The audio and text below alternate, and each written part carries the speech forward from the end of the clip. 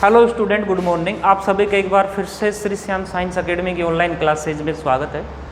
हम कक्षा 11th के यूनिट संख्या 1 रसायन विज्ञान की मूलभूत अवधारणा नामक यूनिट का अध्ययन कर रहे हैं। आज हम कक्षा 11th में एक नए टॉपिक मोल अवधारणा के बारे में चर्चा करेंगे। तो आप हेडिंग डालोगे मोल अवधारणा, मोल अवधारणा या मोल कॉन्सेप्ट।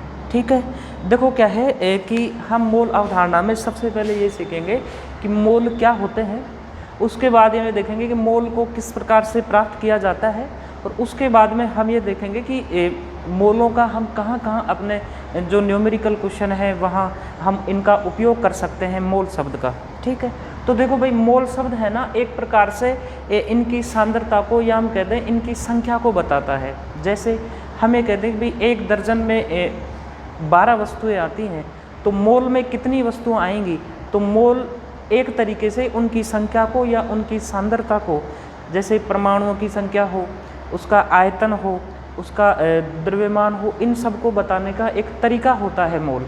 ठीक है, तो सबसे पहले हम बात करें परिभाषा की। ठीक है, तो इसकी परिभाषा क्या होती है, देखना, ये परिभाषा इसकी ये होती है, किसी भी पदार्थ के एक मोल में, किसी भी पदार्थ के एक मोल में उतने ही कण होते हैं, उतने ही कण होते हैं जितने की कार्बन 12 के 12 ग्राम में होते हैं, कार्बन 12 के 12 ग्राम में होते हैं। ठीक है, सबसे पहले तो हम ये बताएं आपको कि जो मोल है ना, तरीका है उसकी संख्या को, सांद्रता को, आदि चीज़ों को बताने का, और मोल सबसे अपनी बहुत सारी चीज़ें आसान हो जाती है। परिभाषा इसकी ये है, किसी भी पदार्थ के एक मोल में उतने ही कण होते हैं जितने कि 12 ग्राम, कार्बन 12 के 12 ग्राम में होते हैं। अच्छा, कण शब्द का मतलब यहाँ आयन हो सकता है, ठीक, परमाणु हो सकता है, अणु हो सकता है, इलेक्ट्रॉन हो सकते हैं, प्रोटॉन हो सकते हैं, न्यूट्रॉन हो सकते हैं, ऐसा हो सकता है। ठीक है, तो देखो क्या है, कार्बन 12 के 12 ग्राम में, कार्बन 12 का मतलब है कि कार्बन परमाणु का जो समस्थानिक होते हैं, कार्बन 12 होता है, एक कार्बन 13 होता है, एक होता है कार्बन 14।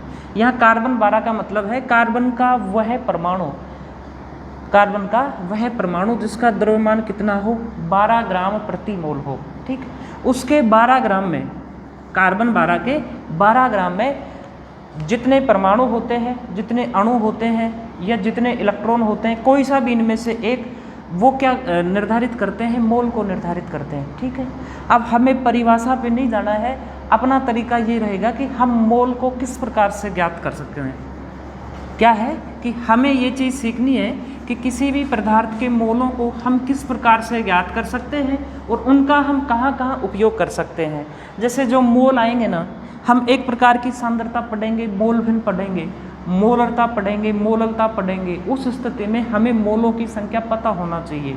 ठीक है, तो देखो क्या है, अपने मोल प्राप्त करने के कितने तरीके हैं। ठीक है, मैं आपको मोल प्राप्त करने के 3 तरीके बताऊँगा, हम किस प्रकार से प्राप्त कर सकते हैं। पहला तरीका है, यदि प्रश्न में कोई पदार्थ है और पदार्थ की ग्राम में मात्रा दे रखी है, पदार्थ की ग्राम में मात्रा दे रखी है। पहला तरीका है किसी भी पदार्थ के मोल ज्ञात करने का कि हमें प्रश्न में पदार्थ की ग्रामों में मात्रा दे रखी है।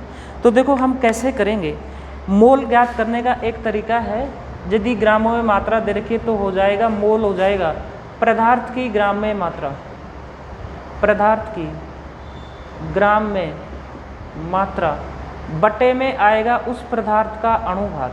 क्या आएगा, उस पदार्थ का अणुभार।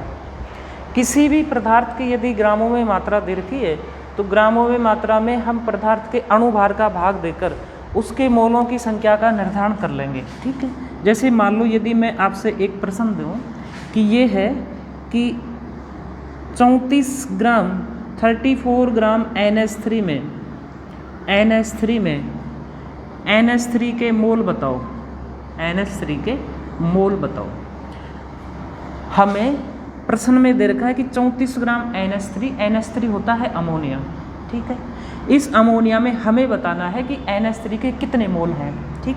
यदि हमसे ये कह दे कि भाई ये कह दे कि हमसे भाई 24 वस्तुओं में कितना दर्जन होगा, हमें पता है एक दर्जन में 12 वस्तुएं आती हैं, तो 24 वस्तुएं कितने में आएंगी, 2 दर्जन में, तो हम कह देंगे 2 दर्जन हो गया।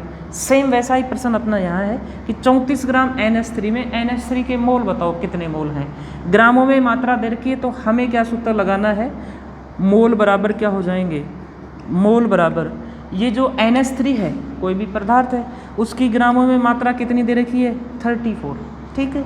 बटे में हमें रखना है NH3 का अणुभार, किसका अणुभार रखना है, NH3 का। तो देखो भाई NH3 का अणुभार कितना होता है, नाइट्रोजन परमाणु का अणुभार या मोलिकुलर वेट होता है 14 ग्राम प्रति मोल, ठीक है।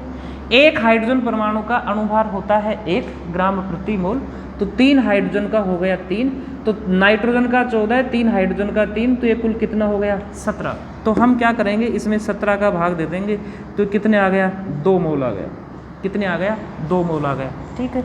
सेम ऐसा ही प्रश्न में यदि मैं आपसे एक और कहूँ, प्रश्न आपको लिखना है, क्या है कि प्रश्न अपना ये है कि 2.2 ग्राम कितना है, 2.2 ग्राम CO2 में CO2 के मोल बताओ। कार्बन डाइऑक्साइड है कितनी है, 2.2 ग्राम, तो उसमें हमें CO2 के मोल बताने हैं भाई, 1 मोल है, आधा मोल है, 2 मोल है, 4 मोल है, 15-20 जो भी आए। तो देखो क्या तरीका होगा, CO2 के मोल बराबर CO2 की ग्रामों में मात्रा कितनी दे रखी है, 2.2 बटे में नीचे रखना है हमें CO2 का अणुभार। तो देखना भाई CO2 का अणुभार कितना आता है, इधर में लिख दो। कार्बन का अणुभार होता है 12, 1 ऑक्सीजन का होता है 16, तो 2 ऑक्सीजन का हो गया कितना, 32, कितना हो गया 32, 32, ठीक। दोनों को हमने जोड़ दिया तो ये कितने आ गए 44, यानी CO2 कार्बन डाइऑक्साइड का जो अणुभार आ रहा है वो आता है 44 ग्राम प्रति मोल। कितना आता है, 44 ग्राम प्रति मोल, ठीक है। हम यहाँ कितना रखेंगे 44, 22 में 2.2 में 44 का भाग दे दो, जो आंसर आएगा वो अपने क्या आ जाएगी, मोलों की संख्या आ जाएगी। तो देखो इसको कैसे करेंगे हम, ठीक, कुछ नहीं, सीधा भाग देना है 2.2 में 44 का। तो क्या हम ऐसा करें कि 2.2 को हम 22 लिख दें, बटे में यहाँ कर दें 44 गुना में 10, नीचे 10 आ गया 1.28, तो 22 से ये कट के कितने आ गए 2, तो अपना आंसर आ गया 1/2 गुना में नीचे बटा में क्या है 10, 1/2 का मतलब क्या होता है 0.5, 0.5 में हम 10 का भाग देंगे तो एक अंक छोड़कर 0 आ जाएगी, तो अपना आंसर आ गया 0.05 मोल। कितना आ गया 0.05 मोल। इसी ही प्रकार से हम किसी भी पदार्थ की ग्रामों में मात्रा दे रखी है तो उसके हम मोलों की संख्या का निर्धारण कर सकते हैं, ठीक है। अब हम आते हैं अपने मोल प्राप्त करने के दूसरे तरीके में। यदि गैस का आयतन दिया हो, गैस का आयतन दिया हो, ठीक है, तो देखो भाई एक प्रैक्टिकल मान होता है कि गैस का निश्चित ताप व दाब पर, या हम कहते हैं मानक ताप व दाब पर जो 1 मोल गैस का आयतन होता है ना, वो होता है 22.4। कितना आता है 22.4 लीटर। कितना आता है 22.4 लीटर। उससे पहले आप एक बात का और ध्यान रखना, यहाँ पदार्थ की मात्रा ग्रामों में दी है, हमें ग्रामों में रखनी है। यदि किलोग्राम में दे रखी हो, किलोग्राम में दे रखी हो तो पहले ग्राम को किस में, किलोग्राम को किस में बदलेंगे, ग्राम में। सेम वही बात यहाँ लागू है, यहाँ लीटर में दे रखा है, यदि लीटर में नहीं है मिलीलीटर में है तो पहले मिलीलीटर को हमें किस में बदलना पड़ेगा, लीटर में बदलना पड़ेगा, ठीक है। 22.4 मानक 22.4 होता है मानक ताप व दाब पर किसी भी गैस का आयतन 22.4 होता है। यह हम ये कहते हैं मानक ताप व दाब पर कोई भी गैस 22.4 लीटर आयतन घेरती है, ठीक है। तो यदि गैस का आयतन दे रखा है तो मोल ज्ञात करने का अपना ये तरीका है, क्या है, गैस का आयतन किस में रखना है हमें, लीटर में, और भाग दे देना है उसमें किसका 22.4 का। किसका भाग देना है 22.4 का, ठीक है। तो देखो क्या है, एक प्रश्न है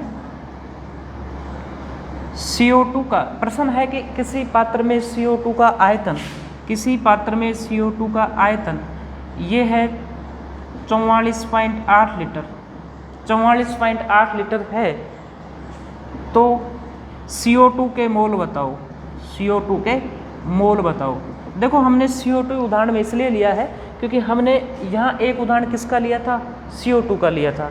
यहाँ फिर हमसे क्या ले रहे हैं, CO2 का।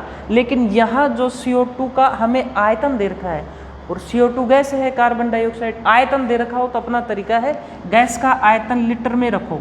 मोल ज्ञात करने के लिए गैस का आयतन लीटर में रखेंगे।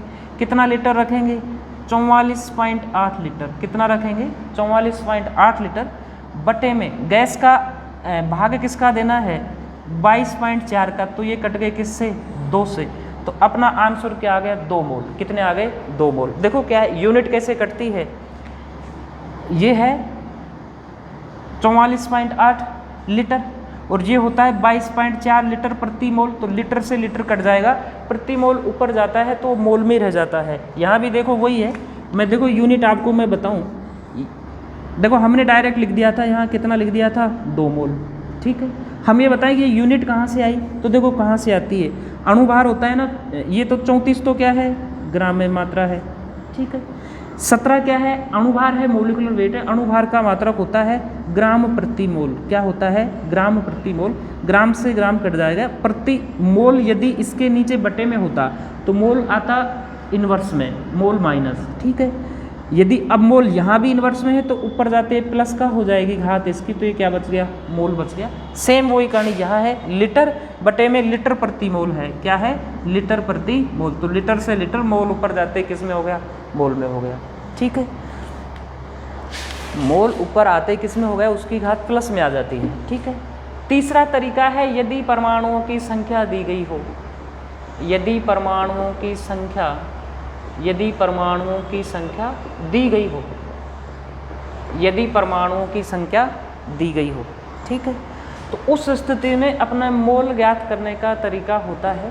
ठीक, देखो एक मोल होता है ना, उसमें यदि परमाणुओं की संख्या देखी जाए तो एक मोल में परमाणुओं की संख्या होती है 6.02 गुणा 10 की घात 23 परमाणु।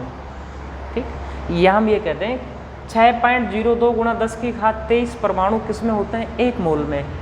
इसे हम कहते हैं आवोगाद्रो संख्या, जिसे हम Na से दर्शाते हैं। कहते क्या है, आवोगाद्रो संख्या। जो मोल अवधारणा, मोल कॉन्सेप्ट जिनके बारे में हम यहाँ अध्ययन कर रहे हैं, उसमें जो योगदान था वो एक आवोगाद्रो नामक वैज्ञानिक का था। तो उसी के आधार पर हम एक संख्या देते हैं, आवोगाद्रो संख्या Na, और Na का मान होता है 6.02 गुणा 10 की घात 23 परमाणु प्रति मोल। ठीक है, यदि हमें अब परमाणुओं की संख्या दी गई है तो उस स्थिति में मोल ज्ञात करने के लिए हम करेंगे, अपने परमाणुओं की संख्या तो ऊपर रखेंगे।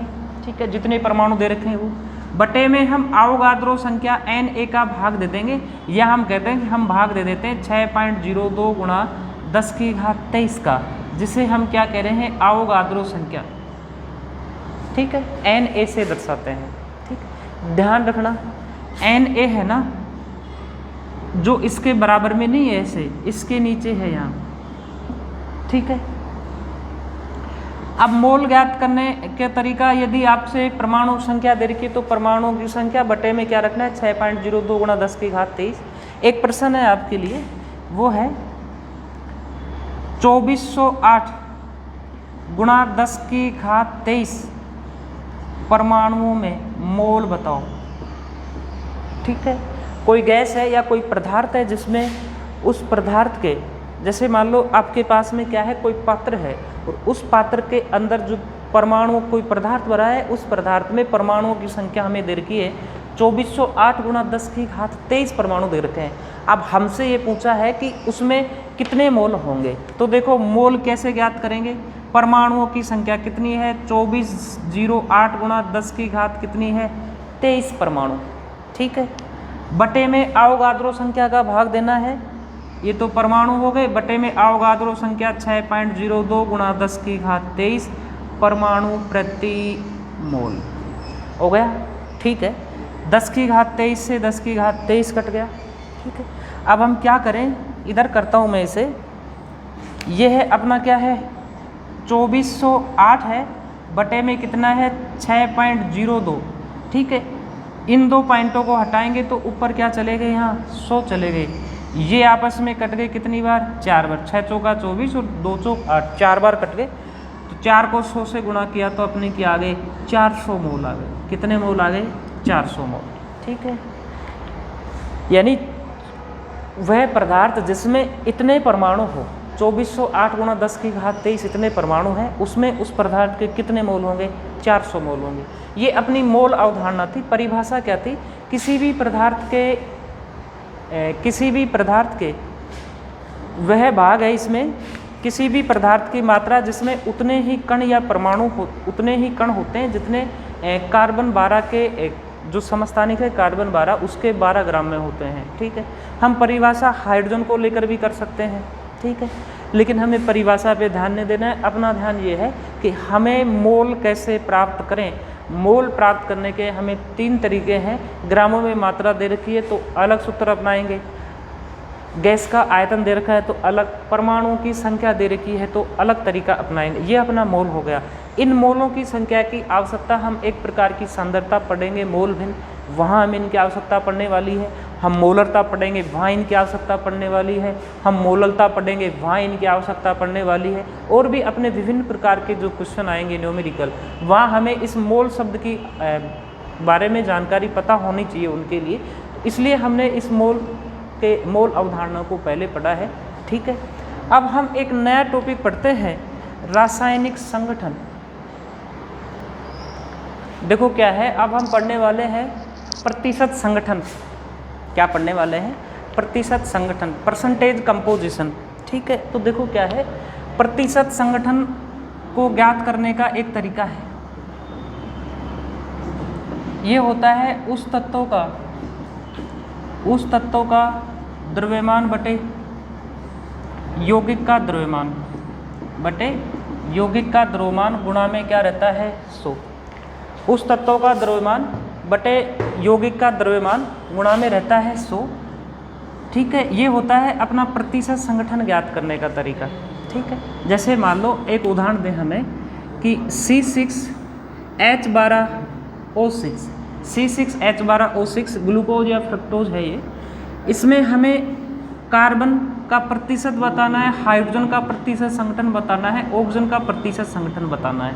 प्रतिशत संगठन का मतलब होता है कि प्रति 100 में या हम कहते हैं प्रति 100 ग्राम में उस तत्व का कितना प्रतिशत है, उसे हम प्रतिशत संगठन से दर्शाते हैं। तो हमें एक उदाहरण दे रखा है C6H12O6 में कार्बन, हाइड्रोजन और ऑक्सीजन का हमें प्रतिशत संगठन बताना है। तो क्या तरीका है, उस तत्व का द्रव्यमान बटे यौगिक का द्रव्यमान। द्रव्यमान शब्द का मतलब यहाँ होता है मोलर द्रव्यमान। क्या होता है, मोलर द्रव्यमान, या हम कह दें अणुभार, ठीक है। तो हमें देखें क्या करना है, सबसे पहले C6H12O6 का अणुभार पता होना चाहिए। जैसे कार्बन परमाणु का एक का होता है 12, 6 कार्बन परमाणु है तो 6 से गुणा कर दिया तो ये कितने हो गए 72। एक हाइड्रोजन परमाणु का होता है 1 तो 12 से गुणा कर दिया तो ये कितने हो गए 12। एक ऑक्सीजन परमाणु का होता है 16, 6 से गुणा कर दिया तो ये हो गए 96, ठीक। अलग अलग तो इनका ये हो गया, ठीक है। अब तीनों का सम्मिलित रूप से कुल हो गया, इन तीनों को जोड़ देंगे तो ये आ जाएगा 180, 180 ग्राम। कितना आ गया अणुभार, 180 ग्राम प्रति मोल, ठीक। अब हमें प्रश्न ये पूछा है कि भाई कार्बन का प्रतिशत संगठन बताओ, हाइड्रोजन का बताओ, ऑक्सीजन का बताओ। तो कार्बन का प्रतिशत संगठन हो जाएगा कार्बन परमाणु का द्रव्यमान, उस तत्व का द्रव्यमान। कार्बन परमाणु का द्रव्यमान यहाँ इस यौगिक में कितना है, इस यौगिक में है 72, बटे में कुल कितना आ गया 180, गुणा कर दिया 100, ठीक है। 1 0 से 1 0 कट गया, ठीक है। 18 चौक कितने हो गए 72, 4 0 कितने हो गए, 4 को 10 से गुणा किया तो कितने हो गए 40%, ठीक है। इसी प्रकार से हम हाइड्रोजन का ज्ञात कर लेंगे। कैसे, हाइड्रोजन का मोलिकुलर, हाइड्रोजन का जो द्रव्यमान इस यौगिक में कितना है 12, बटे में कुल कितना है 180, गुणा में क्या कर देंगे 100, ठीक। उसी प्रकार से हम इसका निकाल लेंगे ऑक्सीजन का। कैसे, ऑक्सीजन का यहाँ द्रव्यमान इस यौगिक में कितना है 96, बटे में किसका भाग देंगे 180 का, गुणा किससे कर लेंगे 100 से। ठीक है, इस प्रकार से हम करेंगे तो अपना ऑक्सीजन को तो आता है 53.33% और ये हाइड्रोजन है इसका आता है 6.66%। आप कर लेना कैसे आया है भाई, इसको इससे काटना है और भाग देना है। ठीक है, अब देखो एक उदाहरण मैं आपको और बताऊं, जैसे H2O है अपने पास में, क्या है H2O, यहाँ हमें हाइड्रोजन और ऑक्सीजन का प्रतिशत ज्ञात करना है। तो सबसे पहले हमें H2O का द्रव्यमान पता हो, एक हाइड्रोजन परमाणु का 1, तो 2 हाइड्रोजन परमाणु का कितना हो गया 2, ऑक्सीजन परमाणु का होता है 16, तो ये कुल कितने हो गए 18। अब हाइड्रोजन का द्रव्यमान प्रतिशत ज्ञात करना है तो ये कितने हो गए, हाइड्रोजन का 2 बटे में कुल कितना 18, गुणा किससे कर देंगे 100 से। ठीक है, 2 से कट गया 9, यानी हमें 100 में भाग देना है किसका 9 का, तो ये आता है 11.11% के आसपास आता है। ठीक, अब हमें ऑक्सीजन का ज्ञात करना है तो ऑक्सीजन का कितना है 16 बटे में कुल कितना है 18, गुणा में क्या करोगे 100, ये कट गए किससे 8 बटे में ये आगे 9, 2 से कट गए, तो इसका मतलब 800 में हमें किसका भाग देना है 9 का, 800 में 9 का भाग दे लेंगे, जो आंसर आएगा वो इसकी द्रव्यमान प्रतिशत होगी, द्रव्यमान प्रतिशत नहीं उसका प्रतिशत संगठन होगा किसका ऑक्सीजन परमाणु का। ठीक है, दूसरा तरीका भी हमें ये करना ही नहीं पड़े, हम डायरेक्ट भी कर सकते हैं। कैसे, हमें पता है इसमें दो ही प्रकार के तत्व हैं, हाइड्रोजन और दूसरा कौन सा है ऑक्सीजन। एक का प्रतिशत संगठन 11 के आसपास है, 11 है, तो दूसरे का कितना होगा 100 में से 11 कम कर दो, यानी 89 के आसपास होगा। ठीक है, हम इसमें भाग देंगे, इसमें इसका भाग देंगे तो ये आ जाएगा 88.89% के आसपास। ठीक है, तो ये अपना प्रतिशत संगठन किस प्रकार से ज्ञात करते हैं वो हो गया। कुछ नहीं है, प्रतिशत संगठन में एक तरीका अपनाना है। सबसे पहले तरीका है कि हमें उस यौगिक का पूरा द्रव्यमान ज्ञात हो, यानी उसका अणुभार ज्ञात करना है। ठीक है, अणुभार ज्ञात कर लेंगे, फिर उस तत्वों के कुल द्रव्यमान में यौगिक के अणुभार का भाग दे देते हैं हम। जैसे कार्बन का एक परमाणु का मोलिकुलर वेट या द्रव्यमान होता है 12, तो 6 का कितना हो गया, 6 परमाणु है यहाँ, तो कितना हो गया 72। अब इस 72 में हमें जो भाग देना है वह भाग देना है कि ये कार्बन कौन से यौगिक में है। यदि ये कार्बन C6H12O6 ग्लूकोज में है तो हम 180 का भाग दे रहे हैं। यदि यही कार्बन मान लो CO2 में होता ना तो हम 44 का भाग देते, क्योंकि CO2 का अणुभार कितना है 44। इस प्रकार से हम प्रतिशत संगठन को ज्ञात कर लेते हैं। ठीक है, इस वीडियो में फिलहाल इतना ही। Thank you very much.